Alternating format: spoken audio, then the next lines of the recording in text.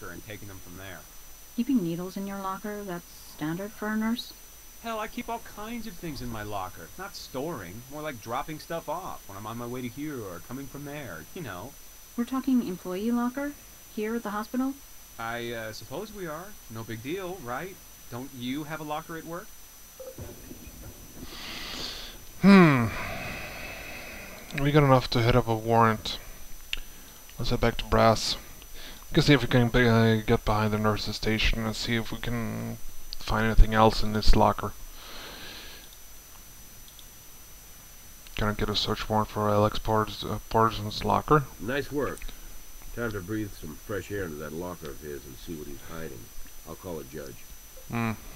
Okay. There's a bag to the hospital.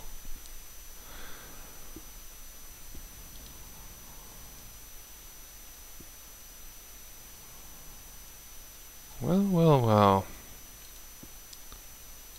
Well, well, well. What do we have here? But a bloody shirt. And what seems to be a plastic bag.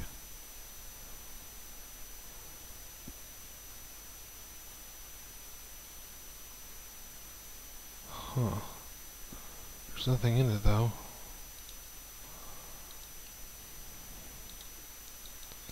And we got a bloody shirt.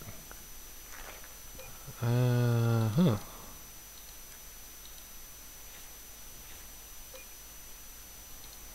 And we got tomato juice.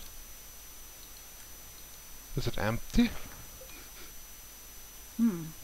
Inside smells like blood. Huh.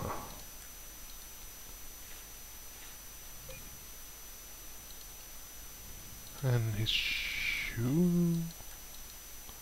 His Looks shoe. familiar. Not shoes.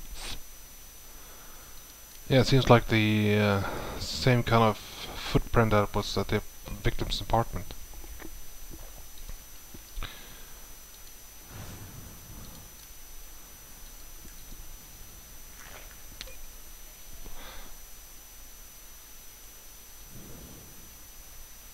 Doesn't seem to be anything else on this picture.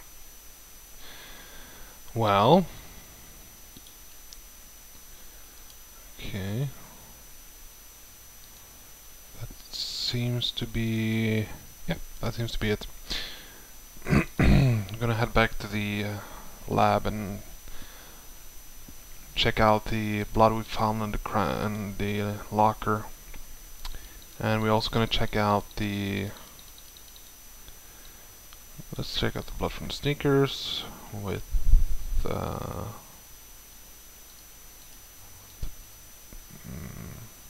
DNA. We got a match. Definitely Carrie Kennelly. But what did Alex do with the body? Maybe nothing. I can guess that most of you people who is watching this already know what happened, so I'm not gonna say anything and let the evidence tell the tale. Same blood type on the from the jug. This may have started out as a tomato juice jug, but it wound up filled with another kind of red. It's a bloody world out there. And from the clothing, that's a match.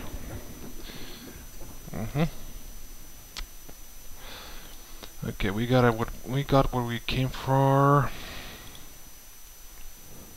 Oh, I almost forgot. There's one more thing I need to do, and that's check the footprint. I mean, the prints of the shoe that the suspect has. Let's have a look.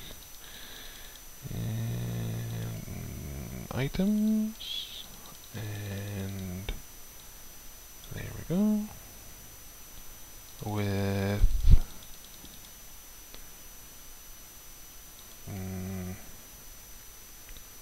their window. Maybe our victim was trying to escape out the window. There's a lot of possibilities.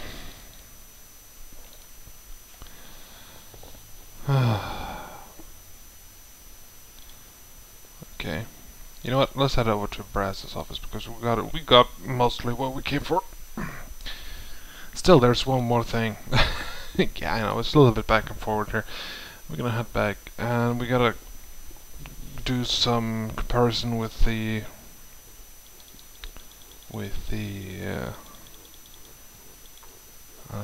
plastic bag we found in.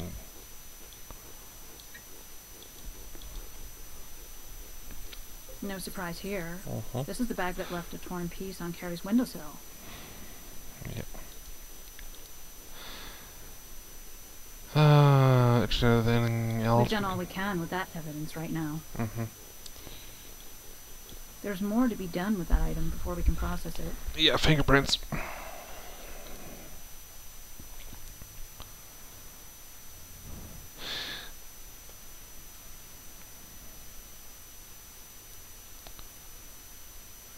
Anything else you want to tell us, Mr. Jungle Tomato Juice?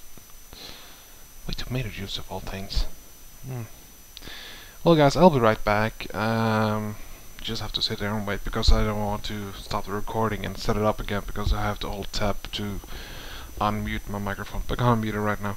So I'll be right back, guys.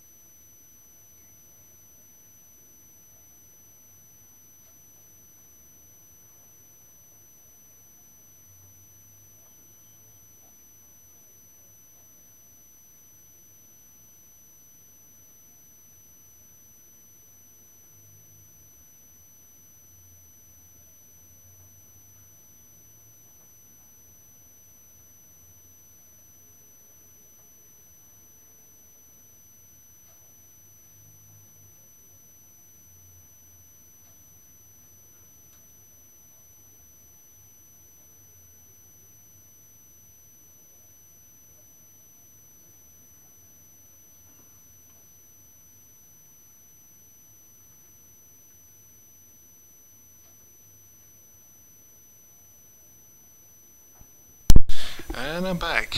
Let's continue this. There doesn't seem to be anything else. What is this?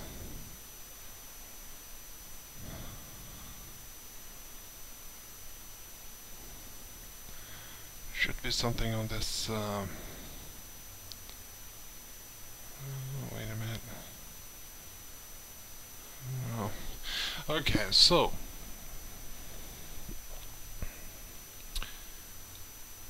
We've done all we can with that evidence right now. okay, we're gonna double cross check with the key that we found with the key.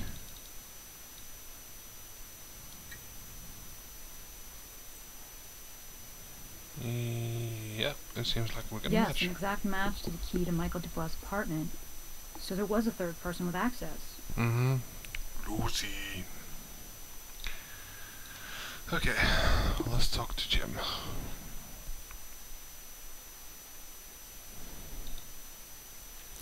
Can I go on the arrest warrant for Alex Porterson? Like Grissom says, blood tells. And all the telling stems from Alex Porterson's locker. Let's talk to him. Mm-hmm.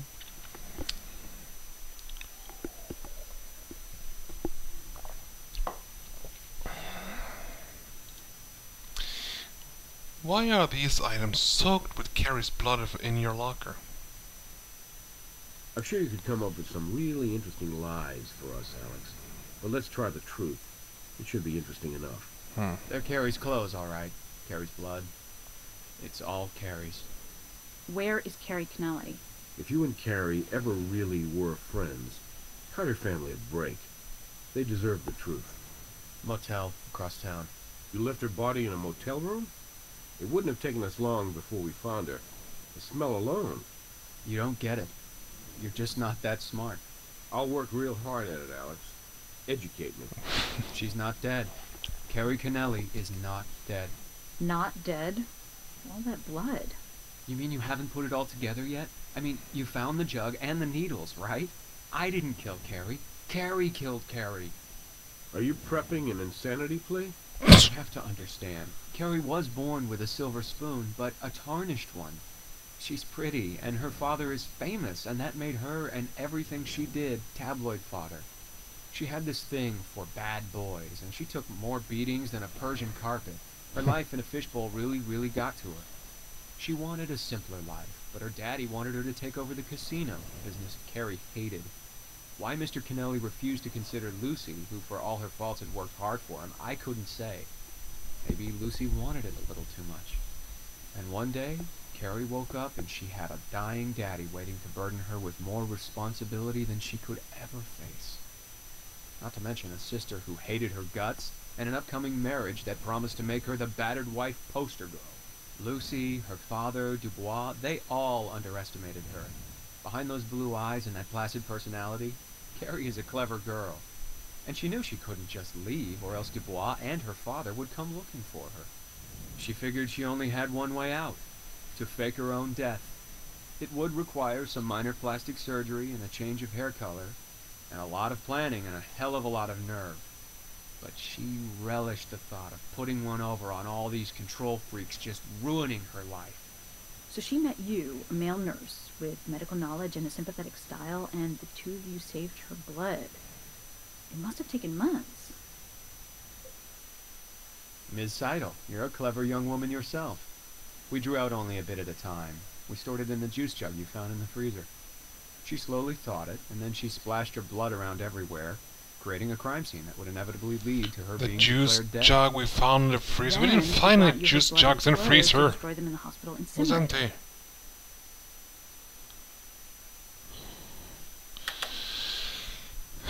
Yes, but then I screwed up. Got busy at work, not daring to attract undue attention, and haven't had a chance to get those clothes to the incinerator, particularly not with you people underfoot so much. Then you beat me to them.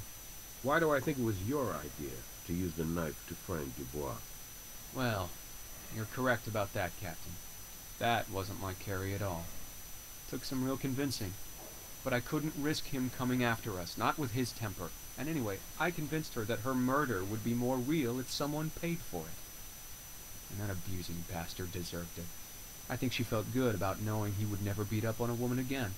So what was the plan, after you fooled the world into accepting Carrie's death? We're in love, Captain. Neither one of us care a damn about the money, just each other. She'd pulled enough out of her accounts to give us a start. We were heading to Aruba to make a new life together. Well, you won't need money where you'll be going, and you won't be together. You see, just because Dubois is a woman-beating asshole, that doesn't make it cool to frame him for murder. What motel and what room, Alex? Skipping cutscene.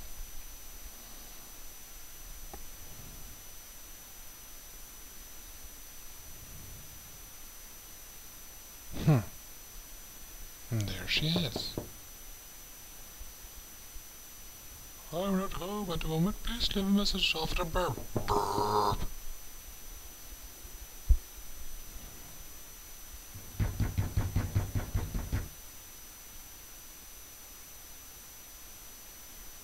You investigated every possible angle on this case. Doesn't happen often, but I'm very impressed. Okay, we got a we got a master's degree in this, investigator on this, and we got the next one is a rough cut. it's the second to last. So right now I'm just gonna start to fixing up the upload, preparing for upload, and I'm gonna start the next case right after this. So we'll talk later, guys. Have a good one.